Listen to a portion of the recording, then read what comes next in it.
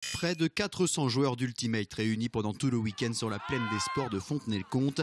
Un week-end qui s'est achevé avec les deux grandes finales des championnats de France. Après la victoire de l'Île de Ré en Division 2, la finale de Division 1 offrait un remake de la finale 2014.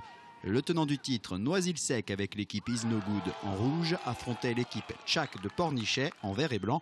Une finale disputée dans le vent et sous la pluie, et les Tchaks de Pornichet ont réussi à prendre leur revanche. Ils sont champions de France 2015. Je suis super fier des gars, des potes qui ont joué avec moi aujourd'hui parce que ils ont tout donné sur le terrain, on l'a vu, il y a eu des super plongeons, c'est l'Ultimate comme on aime et toujours dans un bon esprit. Donc voilà, super victoire, on est super contents et on viendra ici peut-être rejouer le titre l'année prochaine parce que c'est un super endroit pour jouer ça malgré la pluie. Ces phases finales ont permis de réunir l'élite de l'Ultimate Frisbee et de se rendre compte de l'évolution de ce sport en France, un sport qui a franchi récemment la barre des 3000 licenciés.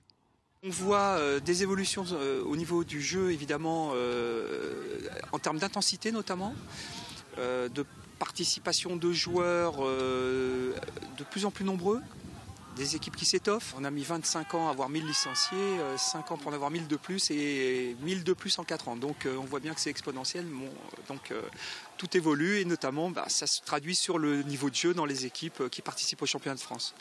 Sur les 80 clubs français, 6 sont vendéens et parmi eux, les Jacksons de Fontenay-le-Comte, un club historique qui accueille chaque année ses phases finales. Après plusieurs années fastes en termes de résultats, les Jacksons ont pris un nouveau virage depuis 2 ans et peuvent s'appuyer sur les nouvelles générations. On a eu la chance d'avoir un pôle jeune qui est en croissance fulgurante, plus 10 jeunes par an en moyenne. On a environ une 60aine de licenciés, plus beaucoup de parents et d'amis qui viennent nous aider, qui participent. Donc on va très très bien, ce qui nous permet de faire des organisations. Cette année on a organisé une phase de championnat en indoor et cette grosse phase qualificative pour le championnat de France qui représente encore une fois beaucoup de personnes, beaucoup d'implications. Et je remercie tous les bénévoles justement pour leur aide, ainsi que les licenciés. Les Jacksons évoluent dans le championnat outdoor de 2e division. En indoor, ils accèdent cette année à la 1re division.